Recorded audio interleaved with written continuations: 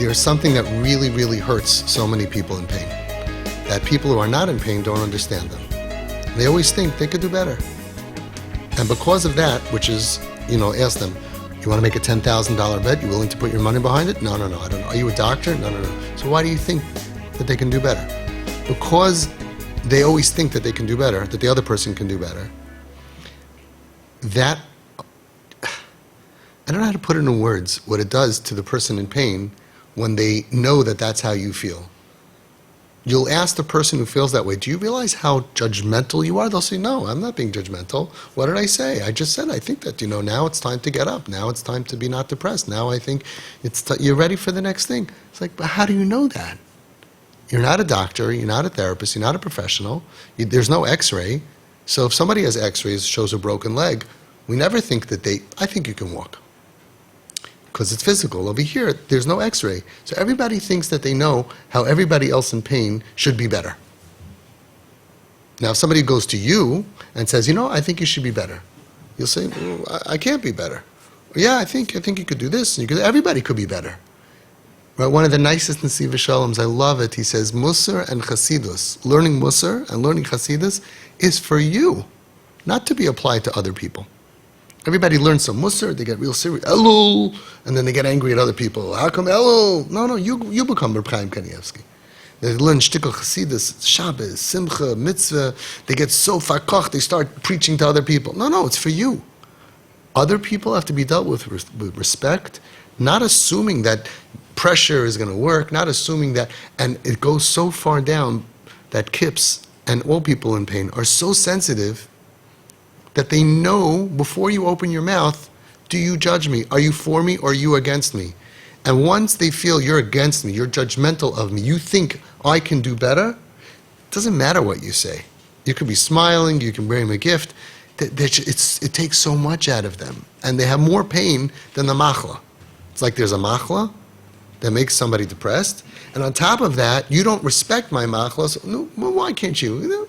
But Efshetaka, but you still could, Namsan Hantaran, Efshedach. Yeah, I really understand that you're going through a hard time. But I think you can, It's so ridiculous because why do we assume that that's true? A part of it is like what people say is, well, what am I supposed to say? I'm just going to let them be depressed? Then why would they ever get better? That's the dumbest, stupidest thing. But I don't want to insult the whole world because everybody feels like that. It's so stupid. Nobody wants to be depressed. Nobody wants to lie in bed 20 hours a day. Nobody wants to be dysfunctional. And when they can, they will. Your job is to nurture. But you don't know. So first of all, even if you're right, that they could do better, and they're not, you're nudging or requesting or advising, or let's just talk about it, ain't going to help them. But you're not right. It comes from like a feeling of do we trust people or not? Do we trust kids in pain or adults? Do we trust other people? Or we always think, no, they're going to take advantage. How many people, raise your hand, if you were told sometime in your journey that your kid is a manipulator? Just raise your hand. Okay. Right? Are they manipulators? No. Were they behaving in a manipulative way? 100%. Survival. Because nobody would respect them. Nobody would respect. Why aren't you getting up for Shachar in the beginning? In the beginning of the unraveling. Why don't you this? Why don't you that? So they have to come up with all kinds of ways. Instead, because they can't say, listen, I have a fever that there's no thermometer for. Your seats are available. You checked in online? Online checking it. Okay. So we have to respect people's Schwachkeit and inspire them, inspiring them and having sympathy and empathy and really, but not judging them. And the Gedolim don't do that. The Gedolim don't judge other people. Ketanim judge other people, but most people are Ketanim. We have to be Gedolim. She cannot do better. If she's lying in bed, he's lying in bed, they're tzebrachen, they cannot do better. No, but I think, I'll tell you what, let's do to them what happened to them, we'll do it to you. We'll see how well you do. You have a breakdown, and then we'll pressure you. Even in a nice way. That's what I'm trying to say. People do it in the nicest way. I think you'll feel so much better, if you lose 50 pounds. You're going to lose weight? I think you feel so much better if you go to the gym. I think if you have a job, you're going to feel better. It's all true. People are so stupid. Of course it's true, but you have to be a certain better in order to be better. You have to be strong enough to go on the diet and have the willpower in order to lose the weight. Everybody knows that you should not be on drugs. Everybody knows you should not be depressed. Everybody knows. So the idea that I expect more, this thing called expectations, is a killer. It's expectations is tied together with judgmental. And it's false.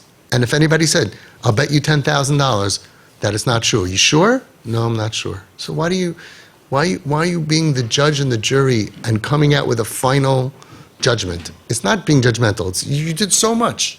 You assessed the whole situation of the person's whole history, and you know exactly what's wrong with him. No. And you determined he could be doing better. Based on what? Based on that you could do better? First of all, you're not them. You didn't go through what they went through, and you don't have that machla. And look how good we are with physical illness. We never do this. I know you had fever for a month. I know you have mono. I think it's time you get up. You feel better. Of course I'll feel better. I know I was alive for 15 years before. I know that if you take a shower, you feel better. So we get confused. Everybody who showers feels better, but people who don't shower, their tikkun is not to take a shower. I'm not against telling them to shower. I'm pro-shower. I am pro-shower. Not in the 9 days, okay? But I'm pro-shower. But to tell someone, Nick, I came up with a brilliant idea. You're going to shower, you're going to feel better. Like a guy got hit by a truck and you're busy. It's like so nourish. We can't afford to go to people and misunderstand them, misjudge them, have expectations that are not real because you cause them pain.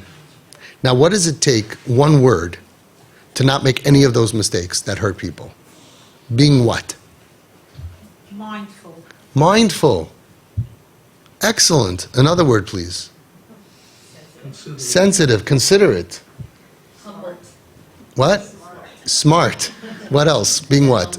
Humble. That's the word I was thinking of. It's a certain anava that I'm not a world trauma expert. Ich weiß nicht. I just don't know. I don't know. I'm humble. I don't think I know. And if you're humble and you don't think you know, you're not meant to know, there's no reason you should know, then you don't hurt anybody with your expectations and your judgment. We're so used to knowing, and it's because when you raise kids, especially moms, you know when he has to go back to school after they have fever, right? You know, dads, we would tell him he would be home all year. I don't know. Moms know, okay, go. But this you don't know. Teenagers, you don't know. You don't know what's going on under the hood of most people. And people in pain, you don't know. These three words can save so much pain. I don't know.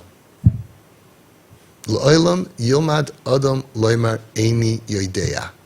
That's what it means. Just get used to saying, I don't know. And even when they ask you, do you think I should do this? I don't know. I'll support you, but I really don't know. When did we become trauma experts on every kind of thing? It didn't even exist when we were kids. Depression, anxiety, all this, on this level, the amount of people suffering, it didn't exist. You don't need to know. The thinking that you know takes away everything good and replaces it with everything bad. Takes away sympathy, empathy, being there, giving a feeling of support, building trust. All of that, which is the whole tikkun hanefesh ha'adam, gets ruined because I think you could do better. Not based on reality, nisht emes, not helpful even if it is true. And because of that, we cause so much pain. So if somebody is sleeping 16 hours, 18 hours, they don't need to understand how important it is to wake up. They don't need to understand the importance of having a schedule. They don't need to understand how if you work, you're going to save money, you're going to feel good. Of course. That's like going to someone with a twisted ankle and telling him, I really want to talk to you about the importance of working out, of going on the treadmill, of going to the gym. It's like, you think I don't know that? I have a twisted ankle. Oh, you have a twisted ankle? So what they have twisted is much worse than a twisted ankle. And we just have to be accepting of the fact that there's a real machla here that really debilitates and hurts many, many people in our dar.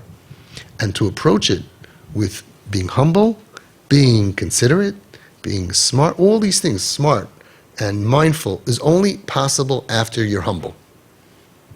It's what it is. It's a very dakos shebedakos gaiva to determine what I think other people should do. Use that for yourself. Push yourself if you think you could be better. Get up an hour earlier, learn an extra hour, be more this, be more that. That's for yourself. Stop pushing people in pain around with your concern. It comes out of love and concern, but it's misplaced.